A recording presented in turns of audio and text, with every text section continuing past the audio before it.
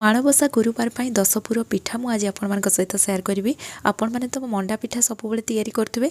आज ताकू आम यूनिक वे तैयारी करवा और ये जंतीवाई पड़ोनी बहुत ही सहज उपाय तैयारी करी। कारण माणबसा गुरुबार भी समस्ते बहुत व्यस्त था से व्यस्तता भितर आप अति कम समय भितर ये पिठा को तैयारी करें। पिठा सीझापी जहाँ समय लगे ना पूरा तो बहुत कम समय भितर तैयारी हुए। तेणु आप कम समय भितर ही यहाँ तैयारी करेंगे। वीडियो को एंड जाए देखिए। वीडियो भल लगे लाइक करेंगे, शेयर करेंगे, चैनल नुआ सब्सक्राइब करने। फेसबुक पेज रे देखुले निश्चित भाव में फॉलो करनी। चलते स्टार्ट करिया आज रेसिपी। ये पिठा तैयारी करने ये मुझे 2 गिना चाउल चूना नेली। स्वाद अनुसार लुण देदेबा, सब जिनस को भल भाव में मिक्स करनबा।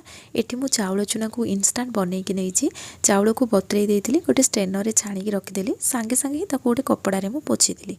पोछिकी ग्राइंडिंग करदेली और चाउल चूना रेडी हो गला। तो एपटे मु गैस रे क्षीर गरम कर देइथिली।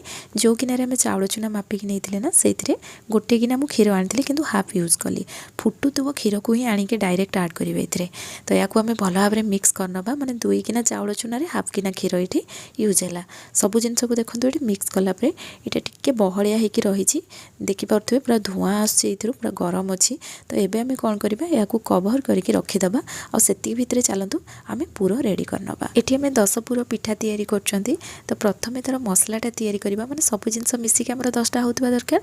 तो मसला पाइना ये मुझे अल्प टे तेजपत्र नेली। ये मुझे प्रायतः गरम मसला यूज करची। यार फ्लेवरटा पूरा अलग आसो। जदि आप एमती बनवाई चाहूना नॉर्मली जमती आमर अदा करा राशि कि मुग पकाती से सब जिनस भी आप अल्टरे नहीं पारे। ये देखो मुझे 2टा गुजराती नहीं गली, गोलमरीच 2टा लवंग और अलैच नहीं। अलैच बहुत ही कम क्वांटिटी रे नेबे, हार्ड स्मेल हो जायफल डालचीनी गोटे पिंच भाया कर्पूर नेली। और सब जिनस देखो गोटे पिंच भाया ही मुझे जेहेतु यार स्मेलटा पूरा हार्ड। जदि आम अधिक पकईदेवा ये पिता भी हो से सब जिनस अल्प अल्प नेली। बस आमर सब जिनस मिसिकी 10टा होता दरकार। तो ताकू गुंड करनबा। एपटे मो कड़ाई अल्प टे पानी दे गुड़ पकईदेली। या आम मेल्ट करनबा। जिते यहाँ भल से एमती देखो फुटीज ये आम छेना देवा। तो मुझे अधिक मात्रा छेना नहीं और नड़िया कोरा कम नहीं। आपड़ ये नड़िया कोरा अधिक और छेना कम नहीं पारे। एबे आम सब जिनस को मिक्स करदबा। गैस फ्लेम हाई रखा और हाई फ्लेम रे ही आम भाजवा। जेहेतु छेना पानी अंश थाए पूरा ड्राई होगा जाए भल भाव में भाजीदेवा। और ये जो मसलाटा आम तैयारी कले ना ये पूरा टोटाली ऑप्शनल। आप नॉर्मली मुझे कहली अदा करा मुग धला राशि बहुत जन तो धला राशि पकाती किंतु मुझे तो पकाए आगुरी भी आपण सहित सेयार करछि। ता सहित कदली भी नहीं पारे। पाचिला कदली जोटा आम पूजा कदली आसे ताकू भी आप अल्प टे पकई पारे। तो बहुत गुड़ाए तार अल्टरे पकड़ापी अच्छी। आप जोटा चाहिए से टाइप्र करेंगे। छेना भल से भाजी है ए जो पानी अंश था से ड्राए हो गला। तापर जो मसला बनई रखते ताकू ऐड करदेली और भल भाव में मिक्स कलापर गैस फ्लेम बंद करदेली। पूरा रेडी हो गला। एपटे देखो आम चाउल चूना को मिक्स करके कवर कर रखी थे। यहाँ भी रेडी हो जाइए। ये गोटे चामच गुआ घी देदेली। या भल भाव में मिक्स करनबा। आए देखिपे ये केतिकी बहलिया अच्छी। या आम अधिक पतला रखी ना कि अटार डो जमती हुए से टाइप्र भी रही। ये मीडियम रही। ये देखो मुझे कदली पत्र को धोईकी रेडी कर देइथिली और यहाँ मुझे गैस रे सेकी देइथिली।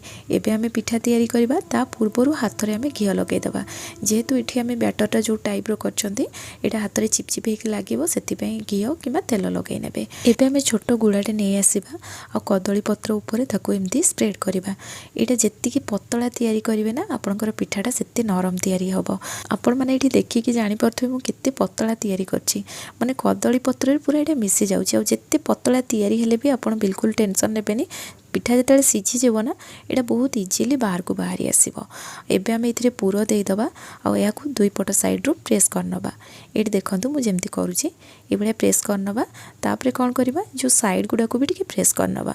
पिठा आमर जी साइज रही से हिसाब से प्रेस कर देकी 2 पटु आम फोल्ड करनबा। गोटे पट साइड ये फोल्ड कलापर एमती 2 पटु ताको फोल्ड करदबा और देखो उल्टेकी रखीदबा। तो ये आमर गोटे पिठा रेडी हो गला।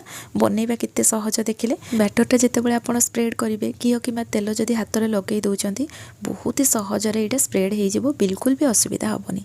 जो थे आम स्टीम करवा से रखीदेली। ये मुझे आ गोटे पिठा बनईकी देखी ये देखली। ये आप देखिपे मुझे आंगुठी या स्प्रेड करुँची।